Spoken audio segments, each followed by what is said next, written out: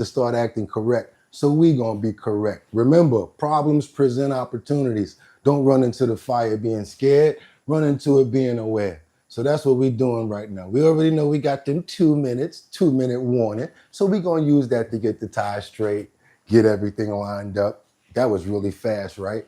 Okay, what we got over here? We have Trump. Jeffrey Epstein said his cellmate tried to eliminate him. Keep on moving forward. Get some little shout outs going on over here. Who we got in the building? We have Liberty and Justice. We got Cat Dad up in the building. We also got Mark Dorfman. Who else we got up in here? We got Batty Lynn up in the building. VIP Auction Group. How you doing? Good to see you this morning. I just want to say Liberty and Justice, Rebecca and Batty, y'all just saved me. Y'all gonna know what I mean when it come down to the intro song. Cause it was a bunch of men up in here and I was like, no, where the girls at? But y'all know what we gotta do, right? I gotta stay on point with the, I'm ready to go. They're ready to go. It's time to start the show. I hope you're ready, yo, yo, yo, yo, yo, yo. How we do it? Wind it up. Wind it up. Wind it up. We about to turn it up. Come on and wind it up. Yeah.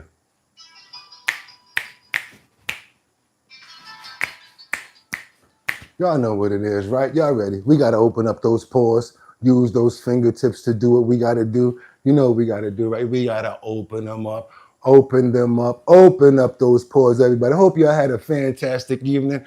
Oh boy, did I get a lot of rest, a lot of sleep. So now I can pay attention to what I've been watching you for so very long, trying to get the nerve hooked up to feel so strong. How y'all do it? Really want to meet you, but I'm kind of scared, cause you're the kind of lady with so much class. How we do it, y'all? I get my thoughts together for the very next day. But when I see you, lady, I forget what to your eyes and hair. Such a beautiful tone. The way you dress and walk, it really turns me on. Y'all ready? Come on. Turns me on. Come on, come on, come on, come and talk to me. What? I really wanna meet you. Can I talk to you? Oh, I really wanna know you. Come and talk to me. I really wanna meet you. Can I talk to you? I really wanna know you. If no remix. She got boom, boom, boom, boom, boom, boom. It's Saturday, y'all. Boom, boom. Y'all know what I'm talking about, right? Boom, boom. I'm going into it. Yeah, freaking boom, boom, boom, boom, boom. Every night I close my eyes, I wake up feeling so horny. Can't get you out of my mind. Sexing you, let me stop. Why am I bugging out? Y'all know why I'm open? Cause this pump that B. Saturday the 27th. That's right, y'all. 2025. I'm your host, Bugatti NYC, and this here's our bottom line, where we be talking about this and that and that and this and this and that and that, where we be talking about this and that and that and this and this and that. Just got me lit. Yes, y'all, show some love for Jodeci. Y'all already know the Wu-Tang remix. I am tired, I'm out of breath, but guess what? I feel good. That's a real smile y'all looking at right on my face right there. So happy to be here with y'all this morning. Who we got up in the building? VIP auction group. Did you get lucky last night? Luigi, Sky, what's up? Good morning, Sky. Casey Ramos, Rebecca Lanyen, Bueno. How you doing, everybody? I'm trying to say what's up to everybody up in the building right now before we really get into it. Cat Dad, thank you so much for the $5 super chat, because I guess you realize and you know your boy just put in a whole lot of work. Thank you. Could I get a happy birthday for my best friend, Project Los Santos in the chat? He's 32 today. Yes, you definitely can get that, Cat Dad. Let's give a big shout out to Project Los Santos in the chat, y'all. That's what's up. He's 32 today. Let's give everybody give Los a round of applause and tell him happy birthday, because guess what? He just made it another day. Let's go, y'all. Happy birthday to ya. Happy birthday to ya. Happy birthday. Some more shout outs up in the building. Luigi, we got Casey Ramos in the building. My brother, we got Sky up in here. And y'all know I got to say it the right way. We got my sister up in the building, Rebecca Lanyen Bueno, chiming in from Grand Rapids, Michigan. How you doing this morning, Liberty and Justice? Thank you so much, Batty Lynn. Always a pleasure to see you here. You already know how we do. Stop it if they think they're gonna make a profit. Come on, y'all. Y'all know where we at right now. It's your boy BOOGOTTINYC, and like I always tell you, y'all could have went anywhere, but the fact of the matter that you came here to chill with me, I appreciate you. Y'all ready? Because y'all know what it is. It's Saturday, and guess what?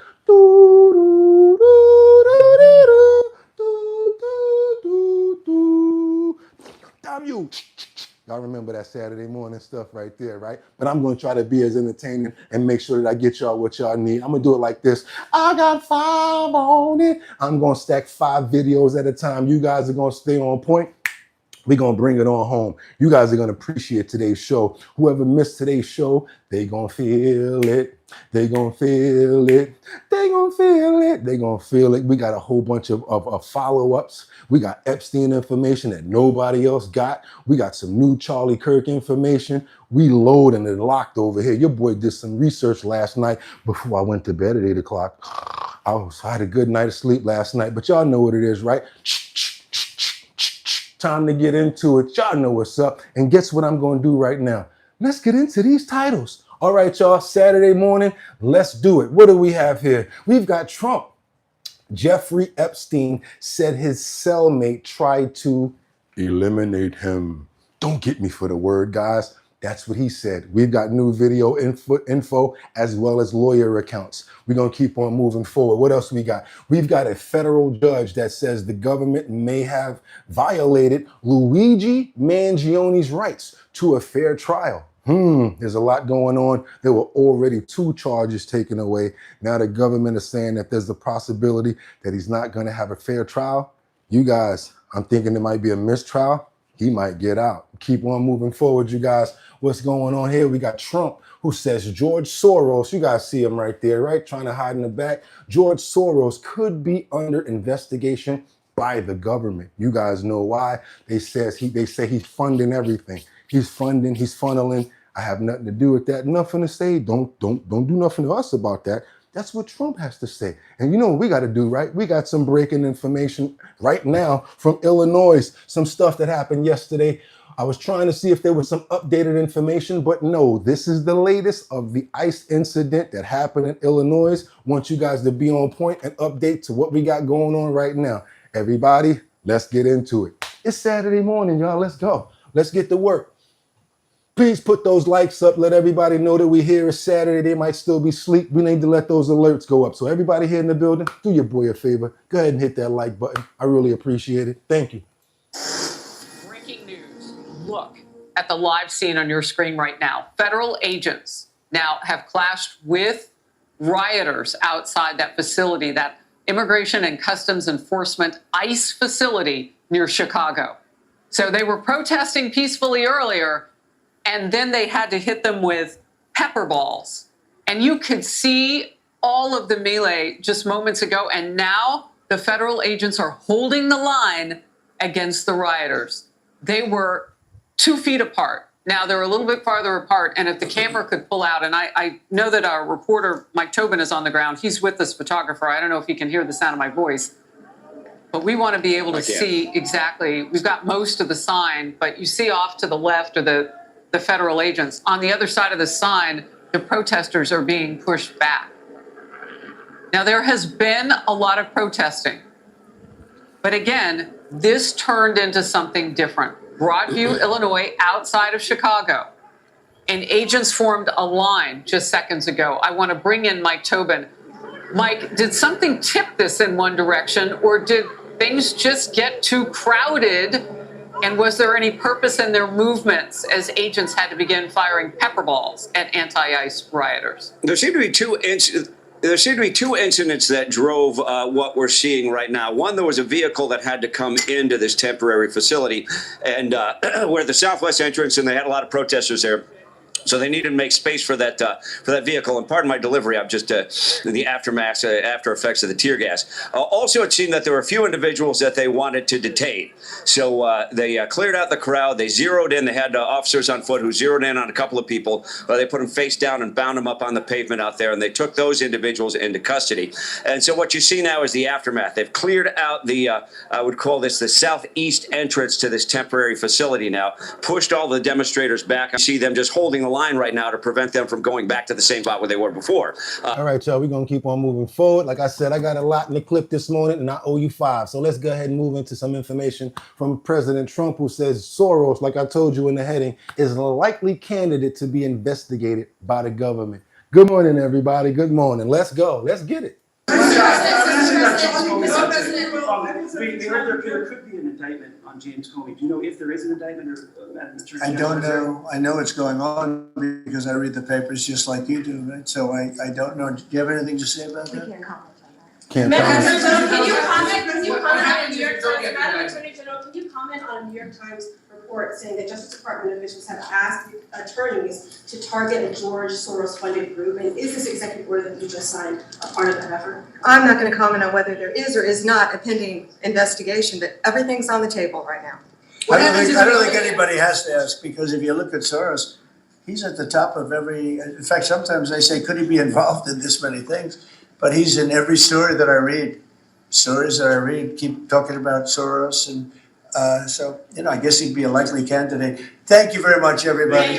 I feel kind of crazy right now because I thought earlier, I'm like, this guy's been promoted a lot. The story's been out there already. We all know what he did. He even has fanfare. He's got people sending him money. You guys know who I'm talking about. I'm talking about Luigi. No, not Mario's brother. I'm talking about Luigi Manion right now. I'm talking about the way that he's been getting a lot of support, a lot of money for his lawyers and stuff like that. Not only is that going on, but guess what?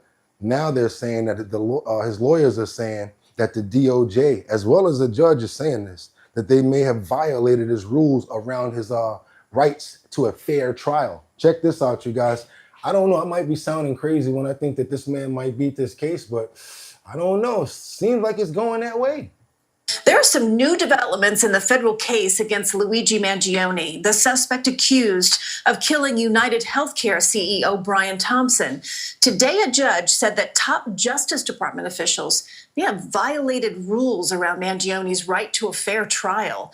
Ali Bauman is here now with me. So, Ali, what exactly does the court say the government may have done wrong? So last week, a social media account for the White House posted a video clip, an interview clip of President Trump talking about this case. And in the clip, the president said Mangione, quote, shot someone in the back as clear as you're looking at me. Now, fast forward to last night, and Mangione's defense team files a letter to the court with screenshots of at least 2 high-ranking Department of Justice officials apparently reposting this clip, at least one of them adding the caption, POTUS is absolutely right. Now, why is that a problem, you may ask? Well, earlier this year, the very same judge issued an order to the attorneys in this case saying that they must follow this local rule that basically says that all parties in criminal cases should not make public opinions about the case that could interfere with a fair trial. And that includes everyone in the Justice Department, which is prosecuting the case, everyone all the way up to the Attorney General herself.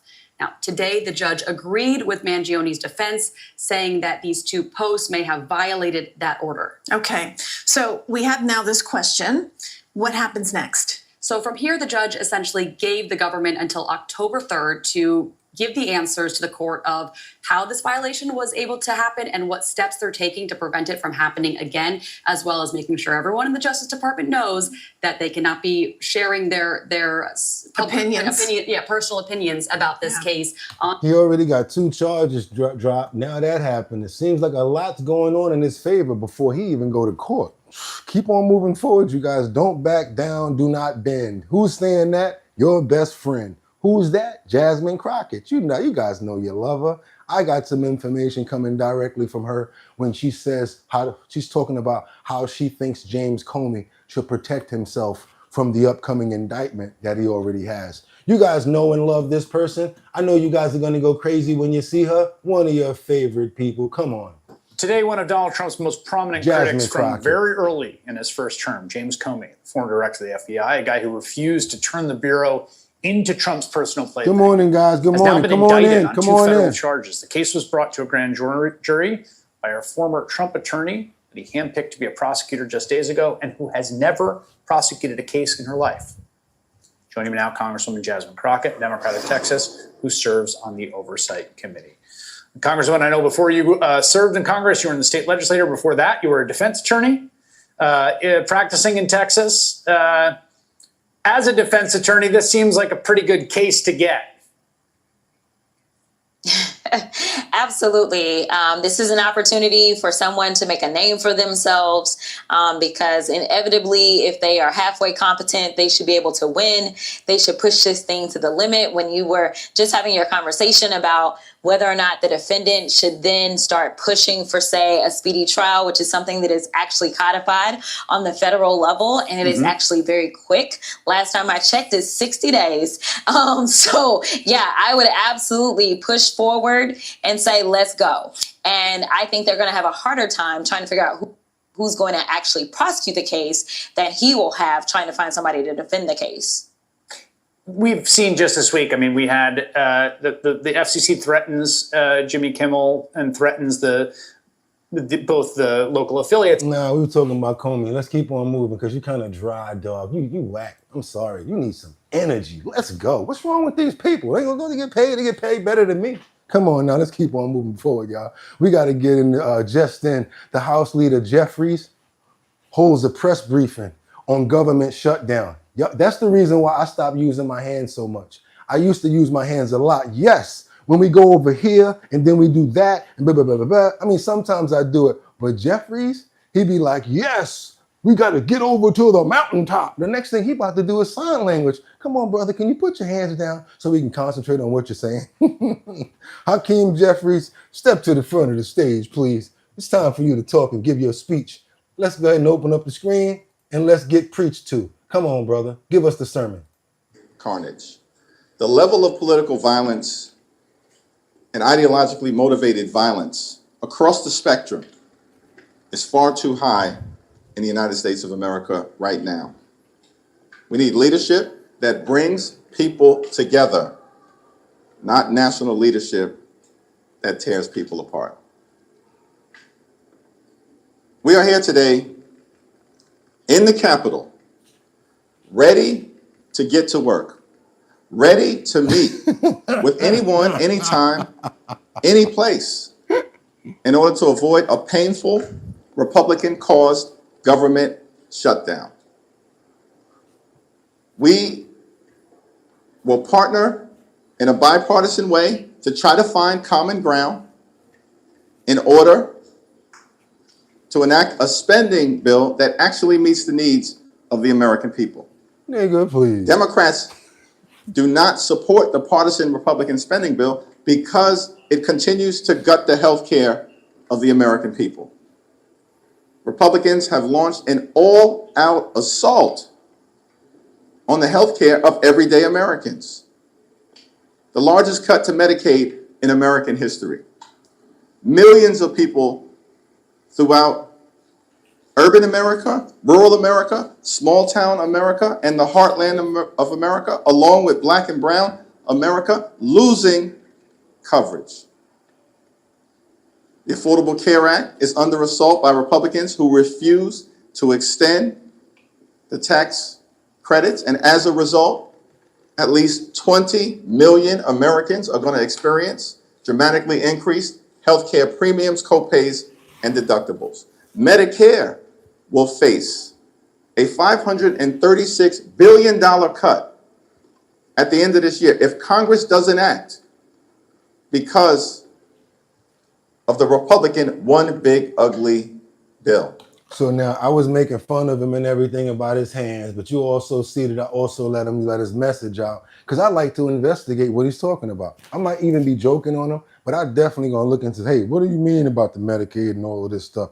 I look into that because even if you don't agree with someone, understand this, it still could be a red flag for you to go check it out, you know? And even though, you know, sometimes we got to go over there to get over here, and then we bring it back to the middle. And then you guys understand what I'm talking about. Let's keep on moving forward, you guys. I love being alive. I swear to God, God is good. Let's keep on moving forward now because we got to go over to the U.S. where the U.S. intercepted a Russian warplane off of Alaska. Like, remember Tony Montana said, you better dress well warm because I'm going to have you working in Alaska. I love to see our fighters getting busy. Woo, look at this right here, boy. Top Gun. Let's go. Overnight, the US scrambling fighter jets to intercept 4 Russian warplanes near Alaska. The Russian jets never entered US airspace, but are another sign President Putin is testing NATO. In Denmark's night sky, mysterious lights, drones that witnesses say hovered over an airport and military base. 2 days after 20,000 passengers had their flights disrupted. Denmark calling them hybrid attacks by a professional actor. The Russian embassy denying involvement, calling it staged and a provocation. While last week, Russian MiG fighter jets entered Estonian airspace, prompting this response from President Trump. Mr. President, do you think that NATO countries should shoot down Russian aircraft if they enter their airspace? Yes, I do. All of it after President Trump dramatically shifted his approach to Russia, saying Ukraine can win back its original borders. And today, calling out the president of Turkey, a member of NATO, for still buying Russian oil. I'd like to have him stop buying any oil from Russia while Russia continues this rampage against Ukraine. While Ukraine's President Zelensky threatening Russia. They have to know where their bomb shelters are. If they will not stop the war, they will need it in any case. And tonight, more escalating rhetoric. Russia's foreign minister saying NATO and Europe have declared war on Russia through Ukraine. Hey, Tom? And they call, and you already heard President Trump call him a paper tiger. You guys been fighting Ukraine for 3.5 years. And I'm going to say this. I know a lot of people in the comments don't like when I say this. But if they've been fighting Ukraine for 3.5 years,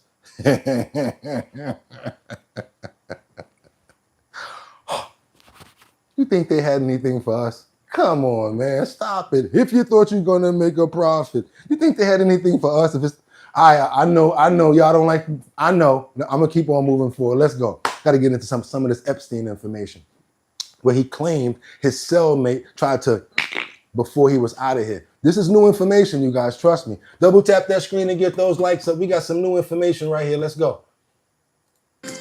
Okay, we are learning some new details about Jeffrey Epstein's final weeks before he died, and specifically a night in July 2019 when prison officials found him on the floor of his cell, breathing but unable to respond to their questions. He would initially tell jail staff he thought his cellmate tried to kill him, but later became less certain. CBS News reporter Graham Cates is here to give us a closer look. So this is fascinating reporting, Graham. Walk us through what we're learning. Sure. So 18 days before Jeffrey Epstein actually died, corrections officers rushed to his cell in the middle of the night. They found him lying in the fetal position, what's described as sort of a homemade rope or noose around his neck.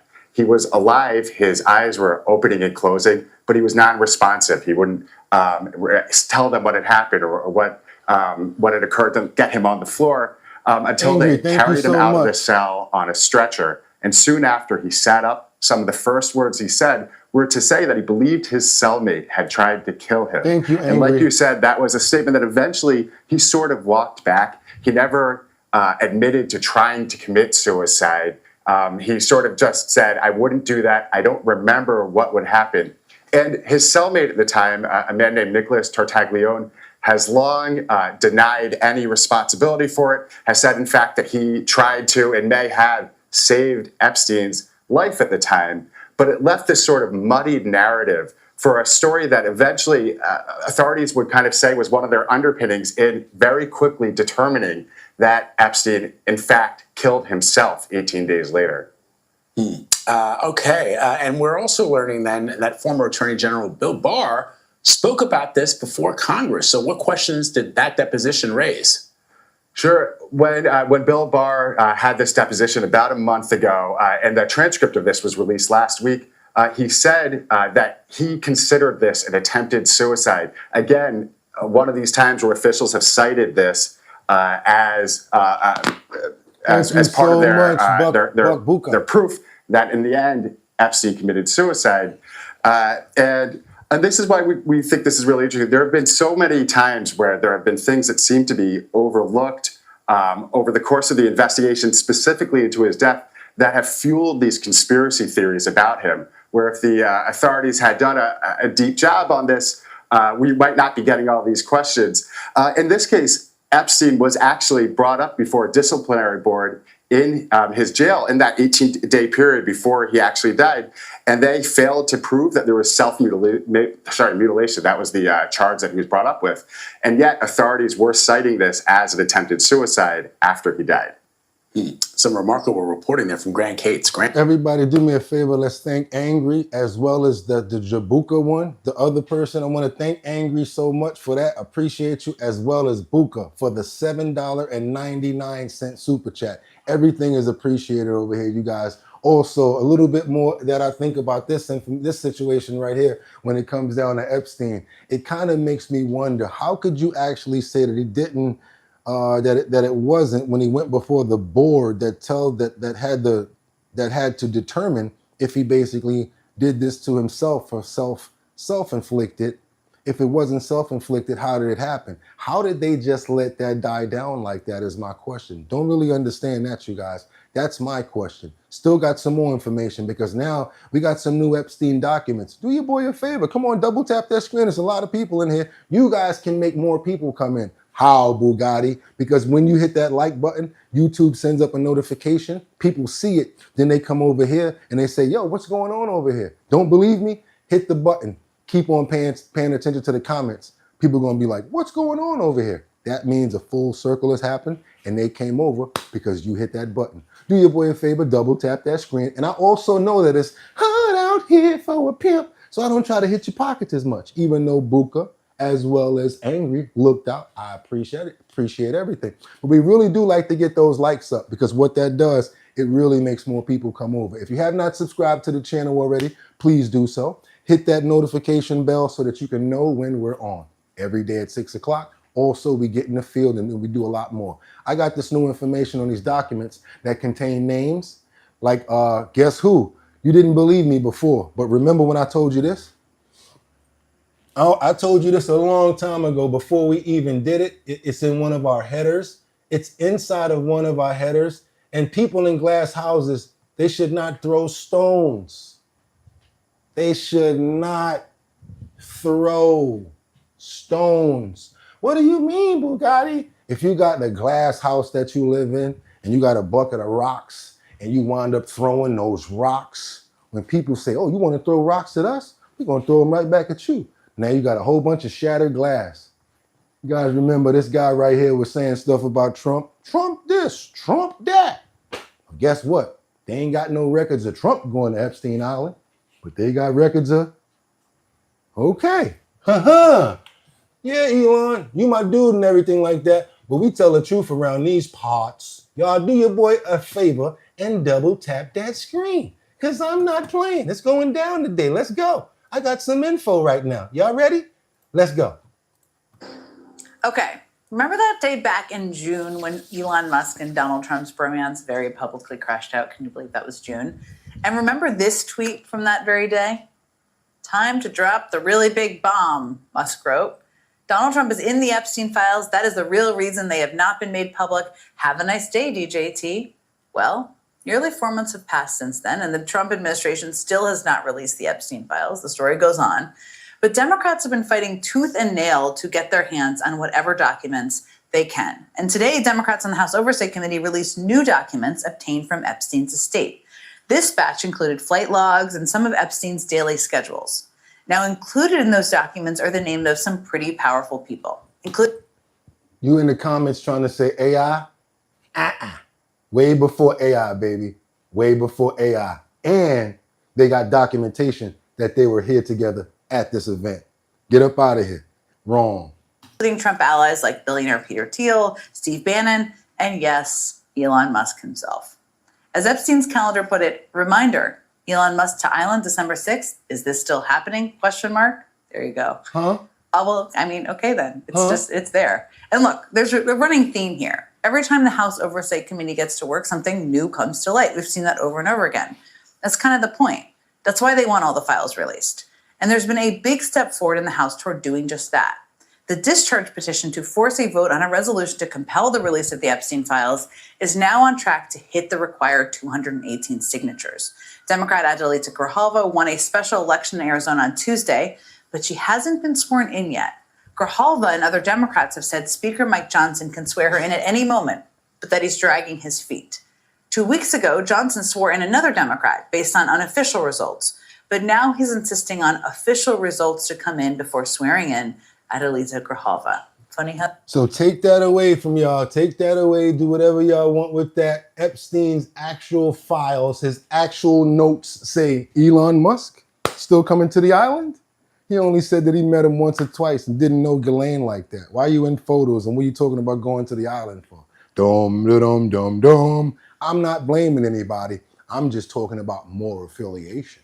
That's all I'm saying. And again, if you didn't want anybody to say anything about it, you probably shouldn't have said nothing about it yourself if you know you got an issue or some sort of affiliation. That's all I'm trying to say. Now we got to get on over to this Charlie Kirk Memorial Highway in Florida that they're talking about setting up. Yes, Charlie Kirk Highway. They're trying to do a commemorative highway in his name. One Florida county will rename a road after a conservative political activist, Charlie Kirk, who was assassinated earlier this month while speaking at a university in Utah. The Lake County Commission voted unanimously this week to approve the name change during a meeting that did erupt into some shouting, with some attendees apparently being removed after heated exchanges. I do want to bring in Commissioner Anthony Sabatini joining us live to discuss all of this here. Thank you so much for taking the time to be here with us. I know you are behind that proposal, so we appreciate it. Well, thank you for having me on. Of course. And first off, I do want to ask about the inspiration there behind this. What made you want to do this? Well, I think Charlie Kirk is one of the most important leaders of my generation. I would also argue in American history. He led the largest youth movement, probably registered more young voters than any individual in the history of the country. And of course, he's going to be soon a recipient of the Presidential Medal of Freedom. So there's a bunch of objective reasons why he should be honored, I think, everywhere in the country. But in addition to that, Charlie Kirk was actually a friend of mine. I spent quite a bit of time with him and got to know him very well, and just think he's a particularly interesting and significant person that just a very good person. Charlie was a really kind guy, and it was just tragic what happened. And I think that this memorial also is a way of pushing back against political violence. Even, no matter what your political views are, it's a way of saying political violence should always be condemned. We embrace the people who are victims of such a horrible thing. So now that's what he's saying. If you guys really listen to the words that he said, even though he might be the commissioner, he said Charlie Kirk was his friend and he feels that he should have that road named after him. That's what he feels. Now let's see what the teachers, the principals, the parents, and the children have to say that actually have something to do with that road. And I'm sorry, I agree with them. They're right. Straight up and down, I agree with the school people. I agree with the neighborhood, because we don't have to live in Sumner County. The parents and the children do. In Sumner County are speaking up tonight after 2 local government measures intended to honor Charlie Kirk. Last week, a county commissioner floated the idea of renaming a school road after the conservative activist. He was assassinated earlier this month. And then last night, the Sumner County School Board voted unanimously to declare October 14th as Charlie Kirk Day across the district. WSMV's Braden Ross breaks down why elected officials say they want to honor Kirk and how parents and school leaders are reacting. Weeks after conservative activist Charlie Kirk was assassinated, Sumner County officials are looking for ways to honor the controversial figure. First, with a proposal from County Commissioner Jeremy Mansfield. I think it'd be a good homage. To rename the road that leads to the Liberty Creek schools after Kirk. The meaning for me on a school campus was because of what he represented, his ideals, and what he fought for students, and engaged civic discourse and that impact with students on school campuses. And so I thought, what better way? But not everyone sees it the same way. Our mascot, our identity, it's all about creating a wonderful environment for the kids. You know, it's not about Charlie, and it's dragging, our kids into a divisive national issue. Liberty Creek High School principal Dr. Philip Holt says he first heard about the proposal from upset parents, and he doesn't want to see the current street name go either. Well, it has nothing to do with Charlie Kirk. It has everything to do with just the school pride and the community that we've built.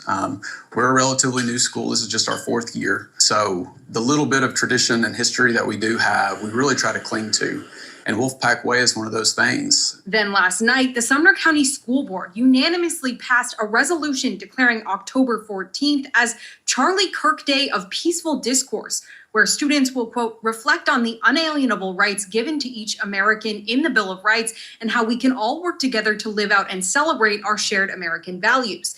What do you guys think about that? Do you think that they're right for renaming the road? Do you think that the parents and the children are right for saying that they should leave it the way it is because it's more generalized for everybody and not just steered towards Charlie Kirk? I want to know what you guys think about that because I have an opinion, and just so happens that even though if you guys don't like it, you don't have to agree with me. I agree with the children and the parents. That's just how it is. The day of recognition, totally with that. But as far as renaming something around something that may be controversial, I don't think that the kids should be a part of it. Just my opinion. And other people won't say this to you guys, but you do not have to agree with me. That's why we made our bottom line. I'm not a Republican, not a Democrat, I'm not an independent. I'm a human being who made a platform so everybody can speak their point. Little ballers. What else you got? Like zero effort would be a beef assessment of this. No sleep. Okay, whatever you got. Hate bringing no peace to the town. Okay, hate bringing no peace to the town. Okay, we're gonna keep on moving forward, you guys, because now we got Trump with this Jeffrey Epstein statue that we saw the other day. Remember they were up on the statue like smiling like this. Something told me, I wonder if somebody ever vandalized that thing where it is. I guess they answered my question because somebody basically vandalized it. Looks like they sawed it down and they hijacked this thing. Check this out. Well, I spoke to one of the organizers of the group, The Secret Handshake. He told me that they picked up the statue from a warehouse this morning and spent hours putting it back together, all with the intention of bringing it right back here where it once stood on the National Mall. Now, here are some pictures that the group shared with us of what the installation looked like when they picked it up this morning. You can see the broken leg and the red tape holding pieces of it together. Now, this video was shared with us about 2 hours ago. It's what the statue looks like after some repairs. Some of it is almost surgical. It's in a van right now and not on the National Mall. This is because members of the Secret Handshake were hoping to get a new permit today, one they say was approved. But when they went to get the permit, they say the deputy director of the National Park Service stepped in and revoked it, telling them they would never be allowed to have a permit again. Now, the gentleman representing the Secret Handshake spoke to me on the phone on the condition of anonymity. He says this whole experience has been frustrating. Well, it's just confusing because it was my understanding that President Trump was all about rebuilding statues that had been torn down. And since this one is also of a controversial and malign figure, I would have thought this would align with his views on statues. So what do you do now? Well, I hope that I have an answer for that soon. But as of now, I can't say. He said he thought that Trump was going to be okay with them fixing that and putting it back. Yeah, okay. He over there doing some little two-step with Epstein on the other hand. And he think that he going to be okay with him putting that back. I don't know, you guys. Do your boy a favor and double tap that screen to get those likes up. If you haven't already subscribed to the channel, please do so. I really would appreciate it. Now we got to get on over here to this video of a fatal immigration operation in the park that contradicts ICE statements. Come on, y'all. Let's go. We're going to get into a little bit of doom, doom, doom, doom, doom, doom, doom, doom, doom, doom, NBC5 Investigates has obtained 20 video and audio recordings from a deadly immigration arrest in Franklin Park. Just about 2 weeks ago, ICE says they were trying to stop a man who hit an officer with his car and dragged him. The agents opened fire, killing that man. Our investigative reporter Chuck Gowdy has been reviewing videos and joins us now tonight with the new information. Chuck? Stephen, since September 12th, we've been unraveling the ICE incident in Franklin Park that left 38-year-old Silverio Villegas Gonzalez dead. Tonight, we've obtained body-worn camera recordings from Franklin Park Police. While there is apparently no video of the actual ICE traffic stop or the shooting incident itself, the videos of responding suburban officers paint a picture of what happened and include answers from the ICE agents involved and witnesses to the event. 135 good FBI here. There is one subject shot. As the first Franklin Park officer arrives, 2 ICE agents tend to the gunshot victim. The first words from these ICE agents, "He tried to run us over." The ICE team was attempting to pull over a vehicle driven by this man, Silverio Villegas Gonzalez, an undocumented immigrant with no apparent criminal history. The officers and ICE officials say Villegas Gonzalez resisted arrest, hit one of the officers with his car, and dragged the officer, quote, a significant distance before colliding with a truck driven by this man. The trucker was questioned on police body cameras, saying the suspect was trying to escape ICE officers. They have pulled him over. They cut him off. They got off the car. They're trying to get him, but he reversed. Okay. And I was already pulling to the side. Yeah. And that's what, I don't know if they shot him beforehand. ICE officials have said the officer involved was seriously injured. Daycare down here. Coming up on NBC5 News at 6 p.m., we'll hear from the ICE. All right, y'all. That's what happened, basically. That's the majority of what we get. And we've been following up all week on all stories, all leads, everything that we got to show you guys. Y'all already know what I want y'all to do, right? Go ahead and double tap that screen. Let's get those likes up because we got to get on over to, no, I think I got some more in this category real quick before we head over to Michigan. Oh, yeah, here we go. We got this other situation right here where this ICE agent, he drops his pow, points it near a bystander during this Maryland arrest. What do you guys think about this? Because now it's kind of the point where Tom Homan was talking about, like, it could get really bad, and it already has. Now this guy was being, they were trying to arrest him, had him down on the ground. You can tell a crowd was basically starting to form and about to possibly interject with what they were doing. One ICE agent decided to take out his weapon. And just want you guys to take the rest of this because a lot of these words I just can't say. Let's go. ¡Ayuda! ¡Help me! ¡Help me! ¡Ayúdame! ¡Ayúdame! ¡Help me! Resisting. He doesn't want to go, of course. ¡Ayuda! ¡Ayuda! ¡Help me! ¡Help me! ¡Ayuda! Hey, look at my ¡Ayuda! Right there. ¡Ayúdame! They're trying to kill me. ¡Ayúdame! ¡Ayúdame! Now you got somebody else on the outside screaming. They're trying to K him. They're trying to K him. As you can see, they're not. They're really trying to subdue him. He's strong, and he's trying to resist. People around are starting to get involved. That's not a Franklin! That's not a Franklin! Where's Franklin? That's not a Franklin! You're gonna kill me! America! America! Put the gun down! Put the gun down! Put the gun down! You're gonna shoot me? Point the gun! We have it! Put the gun down! You're gonna shoot me! Shoot me! Put the gun down! You're gonna shoot me!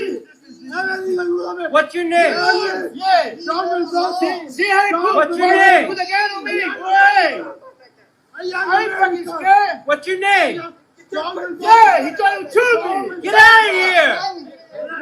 So as you guys can see, it's a very serious standoff situation. The only thing that's probably stopping them from confrontation or from going to him is the fact that he's holding that weapon like that. Hope he picked that clip up off the floor and stopped acting like a thuntuna. But another thing is he's probably scared to go for it and pick it up because then they can probably go at him. We don't know how close those people are. We have no idea how many other people are involved in this situation.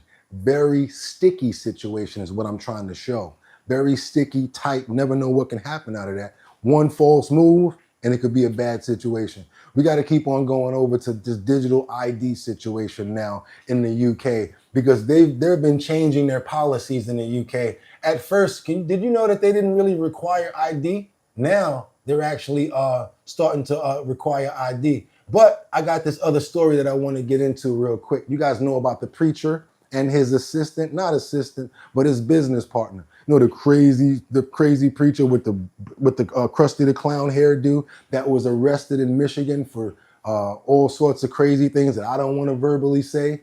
We got some information on him inside the alleged forced labor laundering scheme by a church leader in Michigan and other states. Come on, people in Michigan, I got updates for you right now. To support a luxury lifestyle.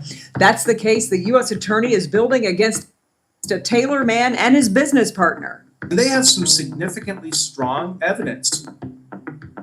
Tonight, we do a deep dive, uncovering new details about the case against two church leaders accused of operating a multi-state forced labor and money laundering scheme. David Taylor and Michelle Brannon are the leaders of Kingdom of God Global Church, formerly known as Joshua Media Ministries. Man, you couldn't get a hairdo or a hair transplant or something with that Krusty the Clown look? Come on, man. A religious organization that was... And y'all already know he spent a lot of money on food. Food. Him right there, all sorts of stuff. Crab legs at that. Started in the metro area here in Detroit. Noel Friel, one of the investigators here at Local 4, has been going through new court documents. Noel, what did you find out? Yeah, we've learned that this case is now going forward. Michelle Brannon is here and has made her first initial appearance in court. David Taylor is now awaiting extradition. He was arrested in North Carolina. Outlined in these new court documents is why prosecutors argue they're a danger to the community. Now it will be up to a judge to decide if they'll be held without bond as they await trial. Look at that. Look at that place. Jesus Christ. The case against 53-year-old David Taylor and 56-year-old Michelle Brannon exposed during a multi-state raid the morning of August 27th. This conduct apparently spanned across several states. The FBI raided the church's properties in Florida, Texas, and Missouri. A sprawling mansion in a high-end neighborhood of Tampa. A 10,000 square foot property outside of St. Louis, formerly owned by the rapper Nelly. A former hotel in Houston converted into a massive campus, and this property on Superior Road in Taylor, where investigators say it all started. This U.S. Attorney's Office picked this case up because the victims may also be here as well. Behind the doors of glamorous multi-million-dollar mansions, federal investigators describe a harrowing human trafficking operation disguised as a church ministry. According to the federal indictment, church members were forced to work in call centers without pay, sometimes more than 20 hours per day, sometimes deprived of food, sleep, and medical care. Text messages outlined in the indictment against David Taylor and Michelle Brannon paint a chilling picture of the abuse endured by the alleged victims, being forced to work in the ministry's call centers. One message allegedly sent from Taylor to a church member reads, "Nobody gets lunch or dinner. You're going to press for another 5 hours. Make sure no one eats until these numbers change." Taylor threatens to make call center workers stay up until 4 a.m. In another message, he threatens to put workers on a regimen of only peanut butter and jelly. Church members who didn't comply were allegedly punished with physical and verbal abuse called rebukings that could last hours. The indictment states victims were punished if they didn't meet Taylor's donation quotas. That's not the spirit of Christ. That you have to follow me. You have to be a part of my church, or else you're defying God. It really is. Those are the markings. $30,000 in crab legs. I was trying to wait till it got there, but I couldn't. 30 grand, crab legs for Krusty, the Reverend. And they believed him? Oh no, we got to keep on moving forward, y'all. Let's go over to Chicago, where we got this boutique that closes after repeated burglaries. Yeah, I would have closed too. And this is another reason why they were trying to, I guess, bring the National Guard to Chicago. But hey, sorry. No, I don't want that one. That one's going to be boring. Let's get to this one. Let's go. I don't want to do that one. Let's go. An NBC 5 News exclusive. We first brought you this story of a small family-owned business battling break-ins in Chicago's Fulton Market neighborhood in February. This is when the 3 pit bulls need to just run to the door. Oh, we don't like pit bulls. That's why I was thinking I should get a service just bringing my pit bulls around to secure places. Have them hiding behind those steps right there, right? So as soon as they boom, boom, let them break the glass and then get them. And then just let them go and just watch them. Ah! Yeah, pit bulls will do it. I bet you they never come back there trying to take nothing else. Let's go. Of 2024. But despite community support and even a plea for the burglars to stop, the break-ins continued, ultimately forcing the owners to make the tough decision to... And he fat too. Ooh, they would have had a time with him. Oh, the chunky one? Come on over here. This one is fat. Ha ha ha. Oh, they would have got him looking like Grimace with a hoodie on. Close. NBC5's Courtney Sisk with the story you will only see here on NBC5.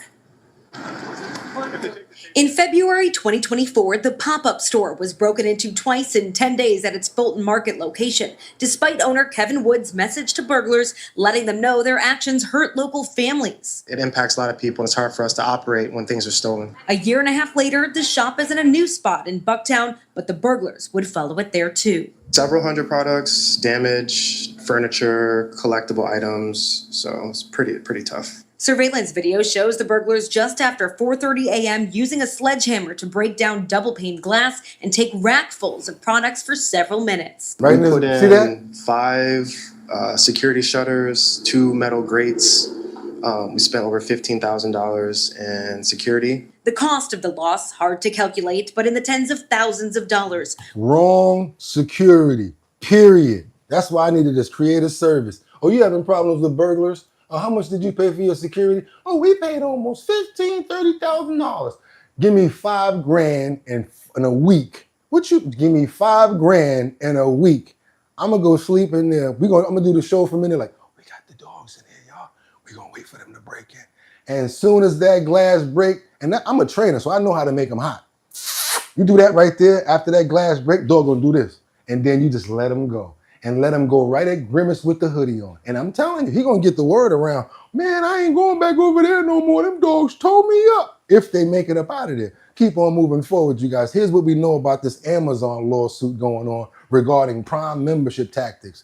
Yeah, that's how I get down. I'm telling you right now, come on over to my place and try to steal something. I'm gonna find out about it later. You're going to be in a hospital somewhere. Police going to be calling me talking about, you need to come get your dog. Amazon and the federal government are facing off in this. Oh, yeah, I want you guys to know about this. And I don't like their answer for what they got going on here. Amazon has been taking money from y'all and us.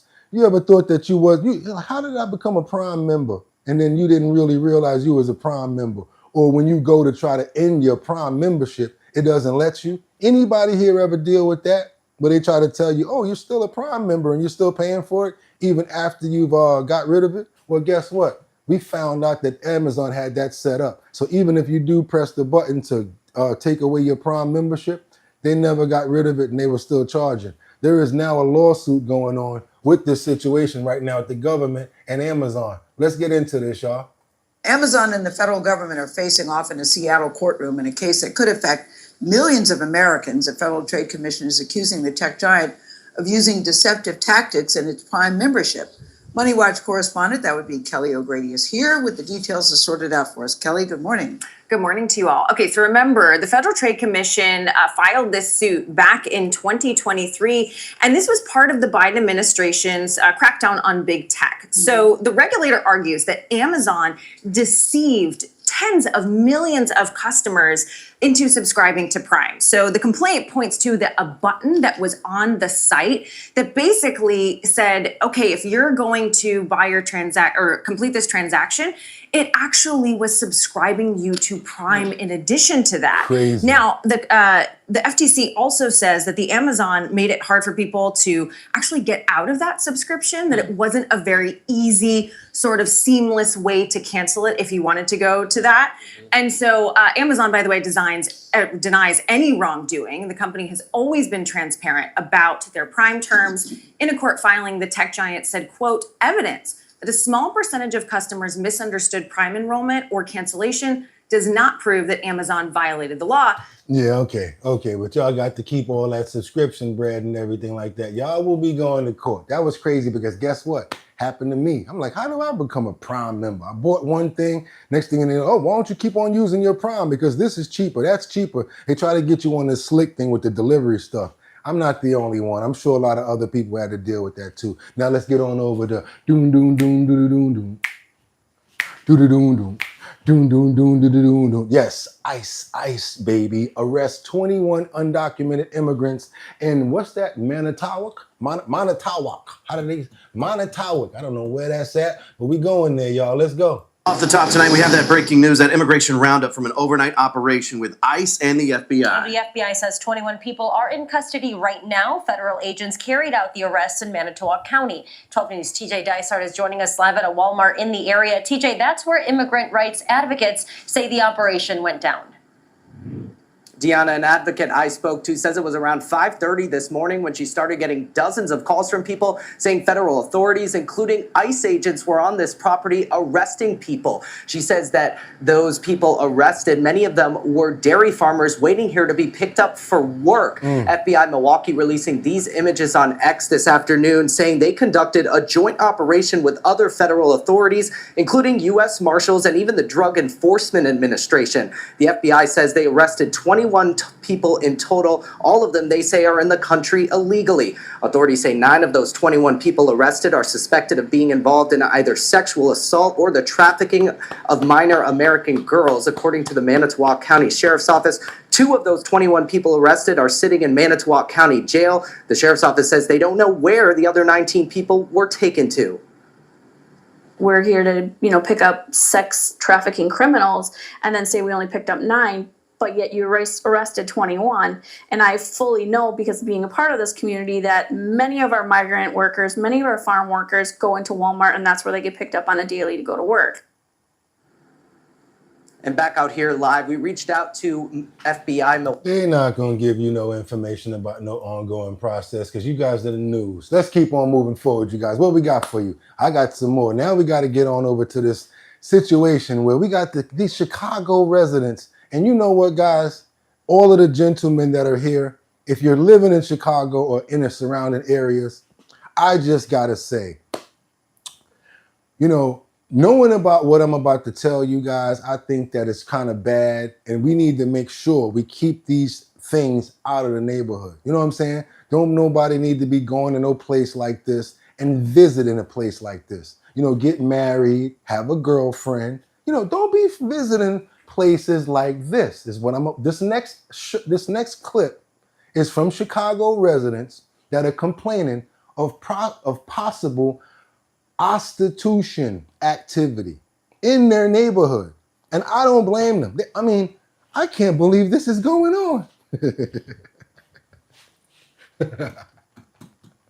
Oh, you got guys in the comments like, where? What street? Where at? Say they are tired of this drive-through service. Starts at night. It goes well into the morning, early morning. Prostitution on full display in 2 Chicago wards. And tonight, residents are calling for change. Tia is here with the video and the story behind this. Tia. Well, we actually got this video in July of this year. Residents were complaining about this, and now we're hearing from community activists on this very issue. It all started with that email. A frustrated resident told me she finally had enough. The video she sent shows prostitutes standing right in front of her home, brake lights from cars lighting up the block. Where at? What street is this going on at? We need to find out about this, everybody. Like the red light How district, dare they? left behind for all to see, condoms, and a whole lot more. How dare they? It was at 5 in the morning, dude. 5 in the morning. Block this drive-through.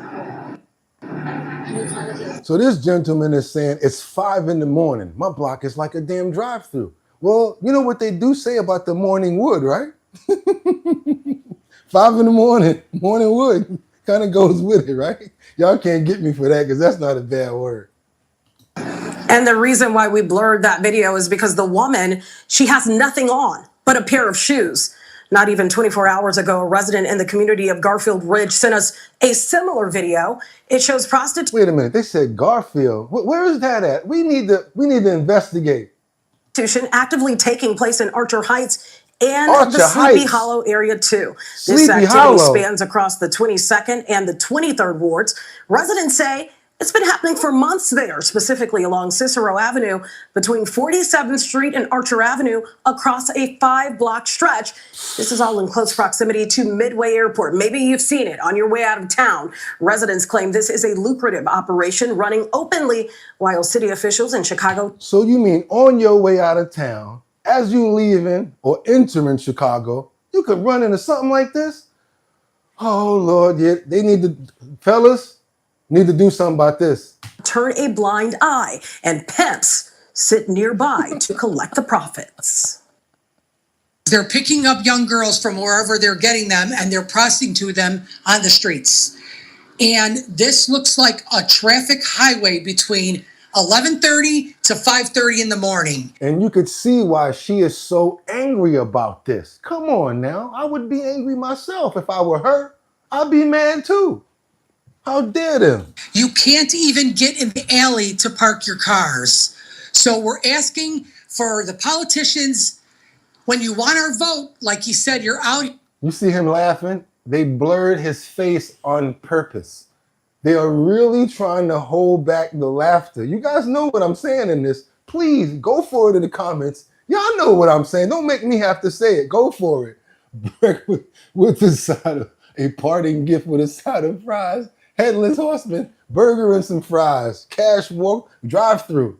Here and you're pacing the streets. Can you please be out here pacing the streets now? I understand that we don't have a lot of police, but I do understand we could get a couple police officers here to help us. Yeah, I agree. Or maybe some fellas that's in the neighborhood, that's around, that's concerned, maybe come together in a small group, talk to some of these women and take them somewhere and really sit them down and have a conversation. Y'all know what I'm talking about, right? Let's keep on going. Let's double tap that screen to get those likes up, because I don't know if something bad going on with them girls, and it's not all a joke, because it could be some other situations of why they're out there. So that's why I also want to say that. I want to pray for those girls, as well as all of the men that feel that they have to go over there and deal with stuff like that. Lord, please give them strength. Amen. And I'm serious about that. Let's keep on moving forward, because guess what we got coming up next? We got information about David's Tesla, and they're saying that Tesla could ID the driver who may be at fault for the loss of life of Celeste. Let's keep on moving forward to our top stories, you guys, and let's keep on going. Let's go.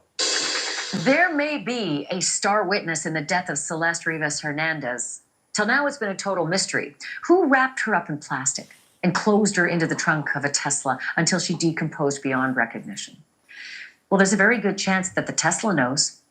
If you were with us here last night, we listed off all the ways that Teslas record everything that happens around them. And if you missed it, you can check that out on my podcast, Drop Dead Serious. But the 2023 Model Y Tesla is a virtual rolling studio and hard drive all in one. 8 cameras on the outside, 1 camera on the inside. It can tell you who closed that trunk and when that closed trunk happened. It can tell you how many doors opened and closed after that trunk opened and closed for the last time. And it can tell you where the car drove from before it was abandoned. I didn't even know that. Best case scenario, the car identifies the driver. But if the driver isn't the killer, how can police squeeze that driver for more information? Nobody knows what gets a guy to talk quite like my next guest. John Bueller is a former detective in the Modesto, California PD, and he worked one of the most infamous dismemberment cases of our time, the Laci Peterson murder. Wow. John, welcome back. I was dying to talk to you about this. What exactly could you hang over the driver of that Tesla to say, you want to go to prison facing X, Y, and Z? If not, talk.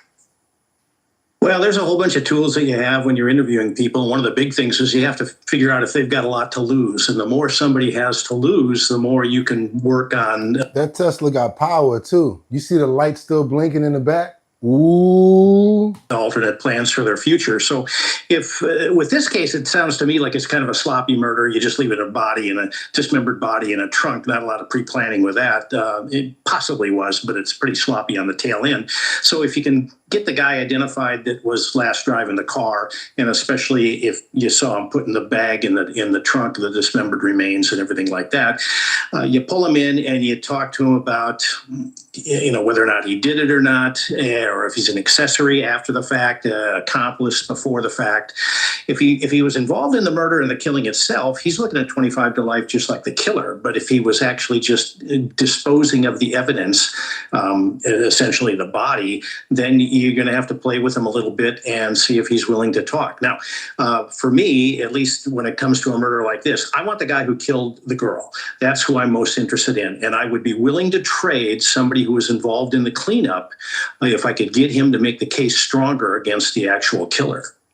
Okay. So if you threaten him with accomplice to murder, even if you don't think he is, I know that police tactics, you can say anything to get somebody to be a little bit worried about his or her position. But accomplice to murder is 25 to life. Accessory to murder is 15 to life. And unlawful disposal of human remains is only 1 year. So 1 year doesn't sound quite as scary. What else can you tag on to all of these to scare somebody? Well, besides the 1 year for unlawful disposal of human remains, you could talk to him about disposing of evidence, tampering with evidence, and that could be a 3-year felony, depending. Yeah, y'all. So they got that Tesla. That Tesla is a rolling hard drive. 8 cameras on the outside, 1 on the inside. Also has something called Sentry mode, where it knows every part of the car. Some damage happened, it basically comes up on the screen. Woo! Somebody getting in trouble. Y'all already know what I'm talking about, because you know what? When iPhones started to get smart with tracking, a lot of people started to get in trouble. Oh, I'm gonna steal this. I'm still stealing this phone. Next thing you know, police knocking on your door. Oh, you got a phone that's tracking in here. Next thing you know, locked up. Why? Because now it's grand theft. Yeah. And now people be like, I ain't messing with that iPhone. Mess around and track me. What do you think a Tesla got if an iPhone got it? Dun, dun, dun. Somebody played their cards, and they gonna be in trouble once those images and all of that stuff is downloaded off that Tesla. Keep on moving forward. You guys double tap that screen if y'all appreciate the content. Give me all the money in your pockets also. Nah, I'm just kidding. We got 3 young women who lost their lives to some D-rug thugs on Instagram Live. That's what they did. Sometimes it does not pay to play around with people dough, especially when it's people that you do not know. Let's go. Women were sadistically tortured, raped, and executed by drug traffickers, all while 45 people watched the mayhem live on Instagram. What's the story behind the femicide that's shaken Argentina? Thousands are rallying across Argentina after 3 young women were found murdered at a house in a southern Buenos Aires suburb. Police say 20-year-old Brenda del Castillo, 21-year-old Morena Verdi, and 15-year-old Lara Gutierrez had been missing since September 19th. Surveillance video obtained by a local news agency captured the 3 victims climbing into a white vehicle at an intersection at around 9:29 p.m. According to the Buenos Aires Herald, police were able to track the victims' cell phones to a house in Florencio Varela. According to Security Minister Javier Alonso, their bodies were found buried in the home's backyard. The vehicle, which was seen in surveillance footage, was also found about 300 feet from the house and had been lit on fire. According to investigators and local media, the 3 victims had been accused of stealing cocaine from a local drug trafficking gang, who then tricked them to get into the white truck to go to a house party but didn't know they were falling into a deadly trap. In a disturbing revelation, Alonso told the media that the victims were tortured live in a private Instagram group where about 45 people tuned in to watch the horrendous happenings. The gang leader allegedly told the livestream viewers, "This is what happens to anyone who steals drugs from me." The women seem to have suffered grave and inexplicable trauma. Gutierrez reportedly had all 5 fingers on her left hand chopped off. Del Castillo reportedly had her stomach slit open and her skull bashed, and Verdi was allegedly asphyxiated with a plastic bag. Don't play, y'all. It don't pay. Oh, my bad. They got some people. Police have already arrested 12 people in connection with the killing and are searching for the drug gang's leader, a 23-year-old Peruvian national known as Julito, or Little J. Yeah, y'all. Not messing around with nobody work. All that stuff that they be saying in these rap songs. I ran off on the plug.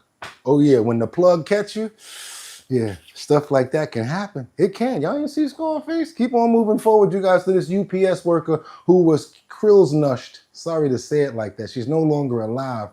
And it happened on the job, and her family wants some answers. You know, this is a terrible situation right here. These people, this lady lost her life. She had a big family, and she went to work. She had 3 jobs, and now she's no longer alive, you guys. Investigation is underway into the death of a worker at a UPS facility in the city of Richmond. Authorities say the mother of 5 was inside a trailer when the accident occurred. KTV's Jenna Katsuyama has been looking into the incident and also spoke with grieving family members. She was a warrior. She always kept it pushing with a smile. Always tended to her kids. Now, Shelma Reyna's kids are alone. Their mother was found dead at the UPS warehouse Sunday where she worked since last year. My mom works 2 jobs to take care of 5 kids.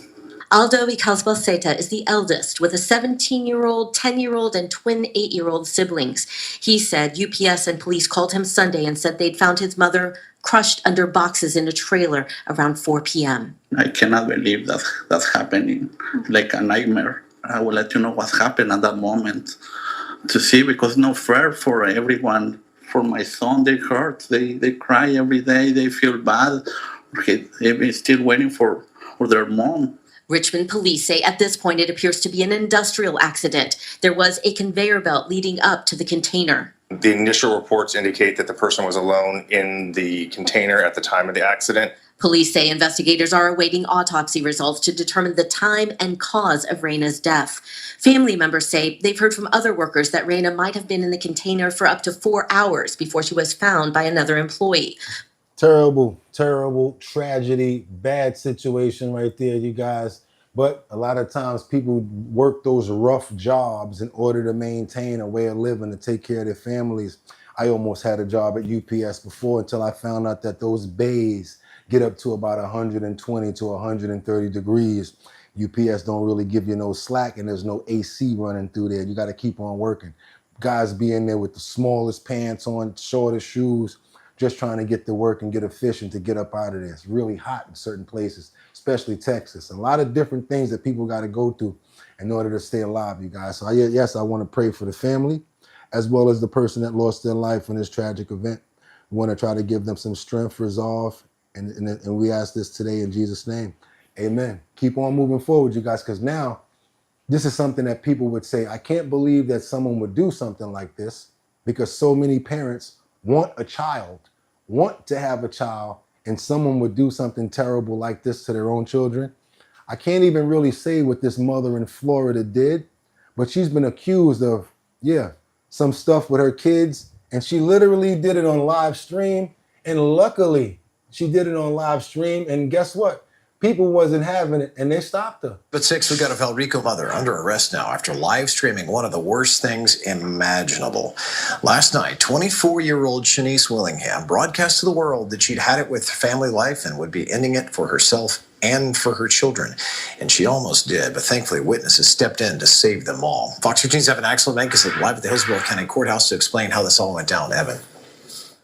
Well, she had an argument with her family over childcare and said that she couldn't take it anymore. Well, she made sure that everyone knew what she was about to do, and that ultimately may have saved their lives. Even when I was Shanice Willingham had her mind made up. I was never a brave. I never had a support system, so who the hell am I going to leave them with? This is an Instagram live stream that Hillsborough deputies are using as part of their investigation. It shows Shanice walking with her kids to a community pool just after 1 Thursday morning.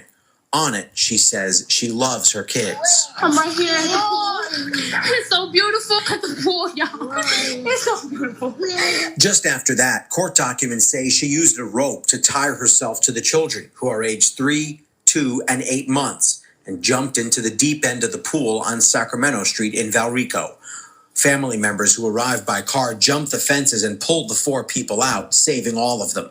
She was arrested by deputies and appeared on Thursday afternoon at a child custody hearing from her jail cell.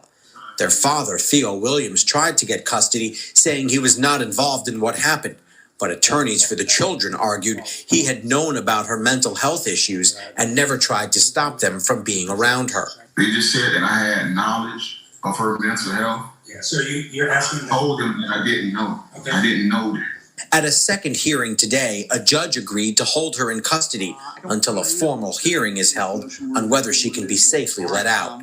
She'll be held at no bond until we can have that hearing. She has previous mugshots for other family-related incidents. But in this case, HCSO detectives say she had an argument with family members over childcare. There was a reach out for help of the live stream, and we can be so grateful for the people that took that seriously and listened, and then were able to jump in when support and help was needed of literally life-saving measures.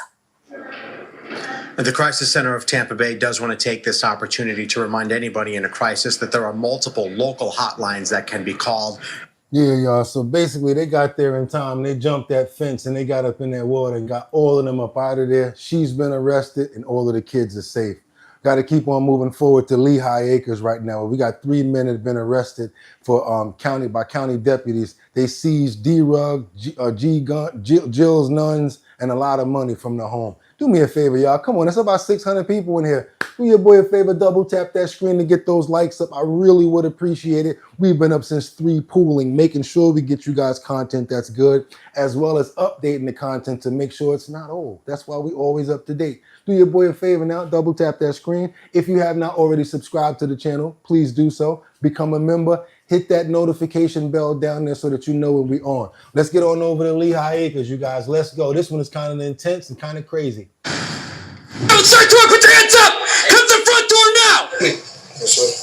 Hey, who's backing up? Hey, you got one more! New video at 5. Lee County deputies just took down several suspected drug dealers. Take a look at this. Deputies say they found cocaine, fentanyl, guns, and a lot more at a home off 13th Street in Lehigh Acres. Found men with boobs, too. They're like all of them got like BBL, the boob jobs done. What's going on with them fools? Gulf Coast News anchor Elise Changiri has new body camera video of the bust. We're here at Lee County Sheriff's Office, where we've been told that 3 people have been arrested for not only dealing drugs in the community, but also stealing guns. Some of those guns have ties to Fort Lauderdale, and now Lee County Sheriff's Office says they're going to work with other agencies to find out who else is involved. Put your hands up! Come to the front door now! Lee County Sheriff's Office. This fool got boobs. I'm not playing, y'all. I'm serious. What's going on here? They need a training bra. What's up? What are you taking? Is that intentional? This man has boobs. Like, what's going on? And the other one got bigger boobs. County Sheriff's Office Narcotics Unit rushing into a house along 13th Street West in Lehigh Acres, guns drawn. Hey, who else is back there, bud? Javarius Spates, Benjamin Jones, and Jabari Hampton arrested this morning. And what was seized? All of this. Fentanyl, heroin, cocaine, meth, 9 firearms, and $30,000. You're not going to deal poison in Lee County. We will hunt you down. Sheriff Carmine Marcino says arrests like this are vital for our... Them fools need bras. Every single one of them. They definitely family members because they got the same hormones running through each and every one of them. They got at least about an A cup. Every single one of them came out of the first one had a C. The other one was an A. I'm telling y'all straight up, but I ain't never seen nothing like that in my life. Keep on moving forward to Chicago, where we got this cool school custodian that says he was assaulted by an assistant teacher in the CP elementary school. Since they will not do nothing about it. Okay, we're going to do that one. Boom, boom, boom, boom, boom. Yeah, we're going to do that. Let's keep on moving forward right now. I ain't going to bring us down no more. I'm going to keep the energy up so we can get into stuff like this. Let's go. The custodian says he didn't see it coming after he says an argument turned violent with a teacher assistant here at John M. Smith School, all over wet floors. He showed us video of the apparent attack that he says the school allowed him to record. Wow, this is really happening? You know, like, he didn't actually hit me? 15 stitches were the lessons Elton Odell Jr. expected to leave with at John M. Smith School after 4 months on the job as a custodian. I don't care if you have any altercation of words exchanged. No one have the right to put their hands on you. That's simple as that. That confrontation happened while Odell was nearing the end of his shift Monday evening around 5:45. Then, in this video that he says he was given permission to record by school officials, it shows the 53-year-old mopping the floor before things quickly escalate with another man stepping on wet floors and steps. We are blurring the man's face because he has not been charged with a crime. concerning their safety as well. Like you slip and fall, you can fall down the stairs. So he was talking smart and saying some things, trying to apologize. I said, apology not accepted, man. I said, you know, that's totally disrespectful. That teacher assistant is then seen coming up the stairs, removing his backpack. Then the confrontation ensues. He's telling me, don't walk up on me, which apparently you can see in the video that I never moved towards him. So I proceed to turn to my left to walk away, and that's when I was struck twice. Yeah, y'all, that's not nothing good to happen in a school. It happened in front of a child. No matter what verbiage was going on, you shouldn't have did that. So that teacher's assistant got locked up and he got fired too. And I don't think he's gonna be able to get no job nowhere else. Not teaching no kids and doing nothing like that in front of the kids. You gotta have a conversation. Hey man, I don't like the way that you stepped on the floor. It was wet, trying to save you from slipping, me getting in trouble. I understand that. I done mopped some floors too. You know what I'm saying? You don't want nobody walking through your mop job. Come on, you messing up my work here, man. Come on.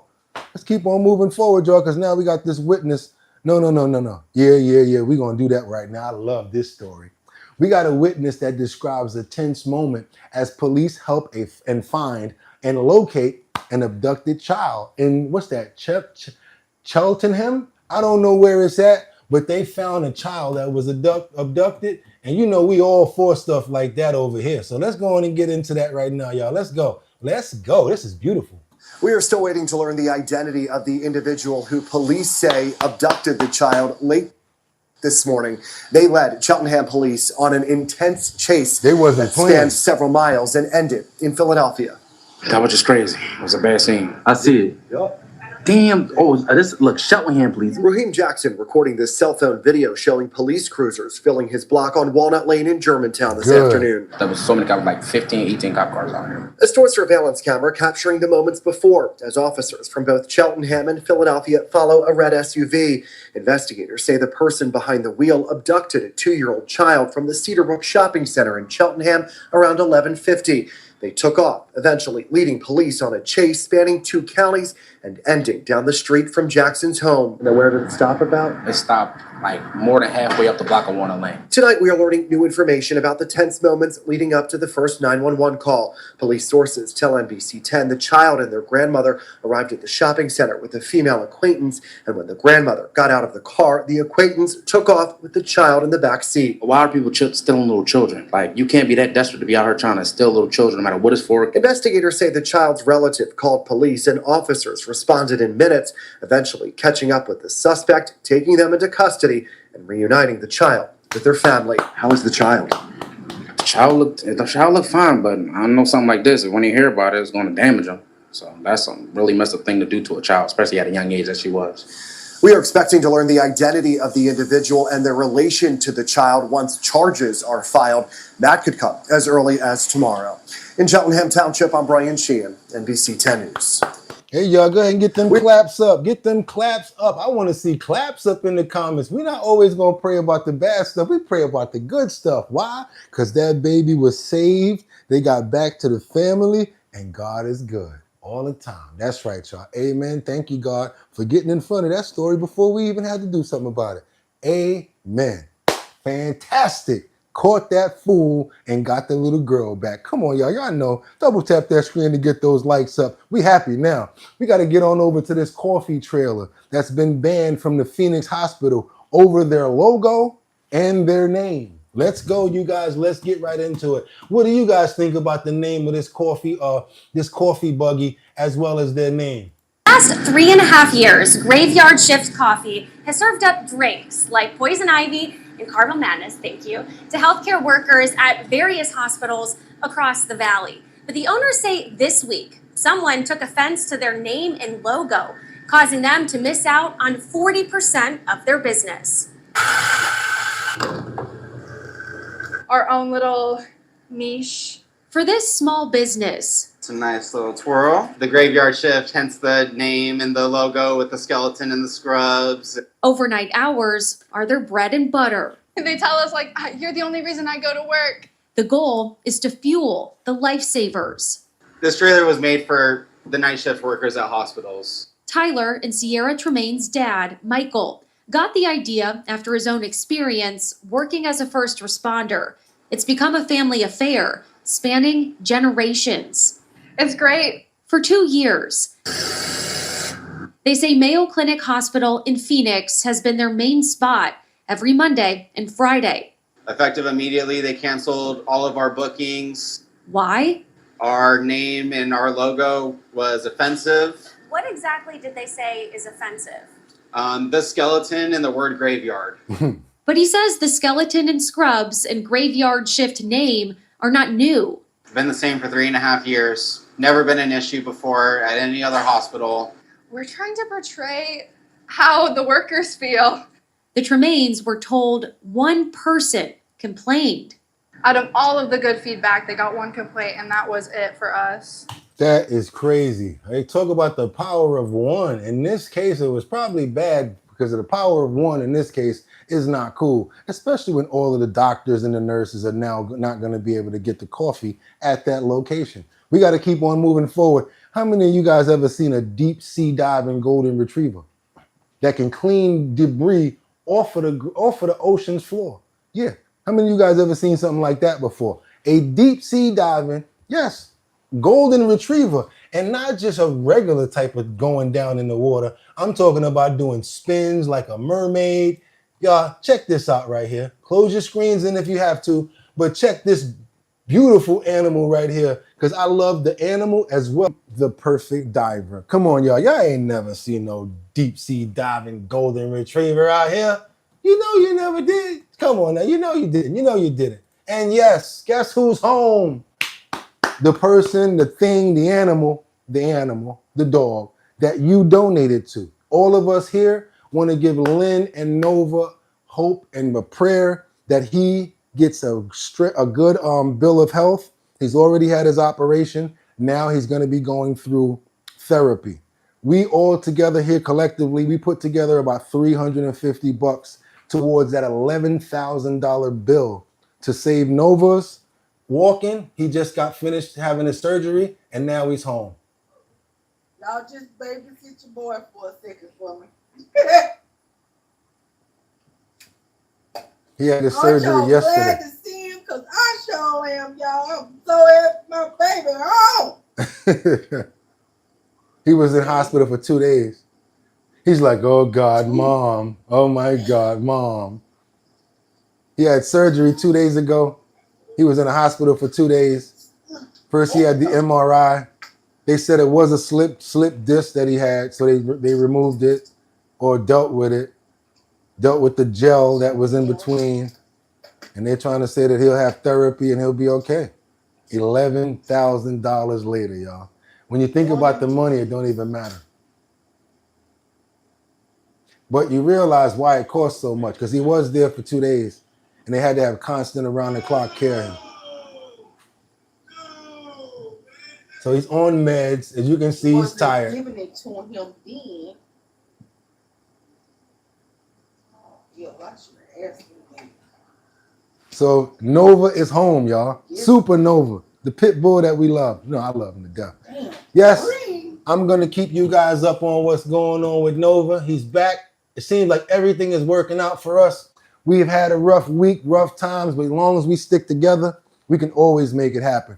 Even people in the comments, I know you have a lot of situations going on, but understand the power of numbers is no joke. Everybody give up $1, $2, $3. All of these are numbers that sound like they're so highly hard to obtain. They're not. $11,000, $350 from us, $500, and then so many other people, $2, $3, $5. That's how you do it, y'all. We can all help each other, not just towards something like that, but what else you guys have going on too. That's what we're about over here. We're about helping each other. So if you guys have any problems and stuff like that, sometimes you may need to vocalize it. Somebody in the comments may be able to help out. Don't always keep stuff to yourself because people actually care. And if you're trying to make some money, all y'all got to do is hit that link in the description, fill out a survey. You could make up to $750. You'll make some money and I'll make some money too. Also, You're trying to promote your business. You might be a lawn doctor. I don't know what you do. You could be a traveling salesman. Do you do a detailing for cars? I don't know. Maybe you paint houses, do construction. What do you do? We want to know. Send over your promo to us if you're trying to get your business out there. We've got over 50,000 subscribers. Make sure it's in a 1080 by 1080 size scale, and we'll make sure that we put it up. Make sure that you're a member already and you're already subscribed to the channel. And yes, coming up October 4th, we got the Show Your Talent search. That's the talent search that's sponsored by Big Drip Hard Punch. And your boy Bugatti NYC is going to be one of the hosts as well as the judges for the talent show. This talent show is about pure talent. You can be a talented chef.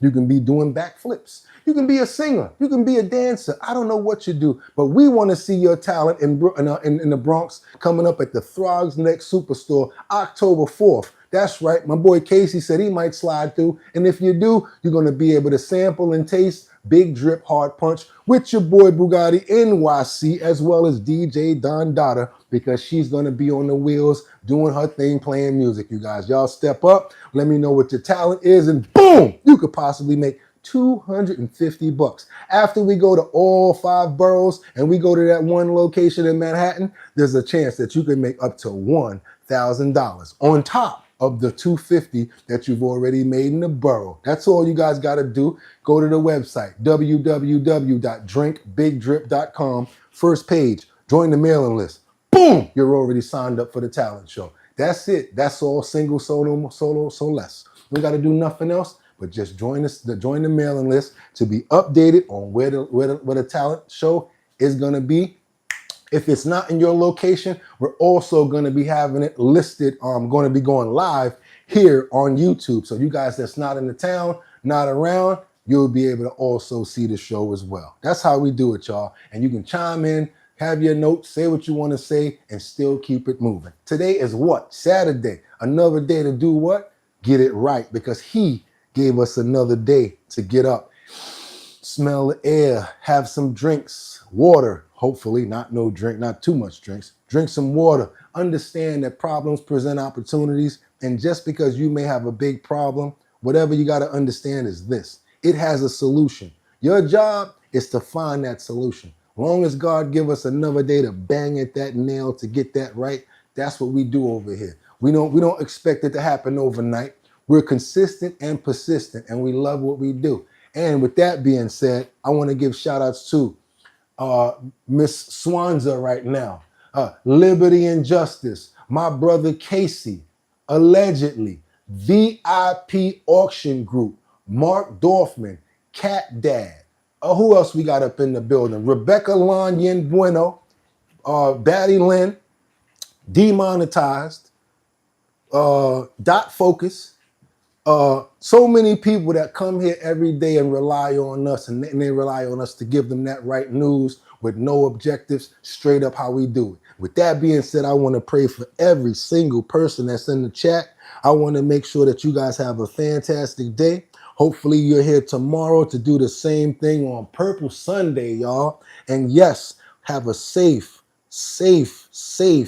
comfortable, beautiful, good day. Drink some water. And everybody under the sound of my voice, amen. With that being said, y'all could have went anywhere. But the fact of the matter that you came here to chill with me today, I appreciate you. So with that being said, y'all know what it is. Get 'em. Peace. See y'all tomorrow. Have a good Saturday.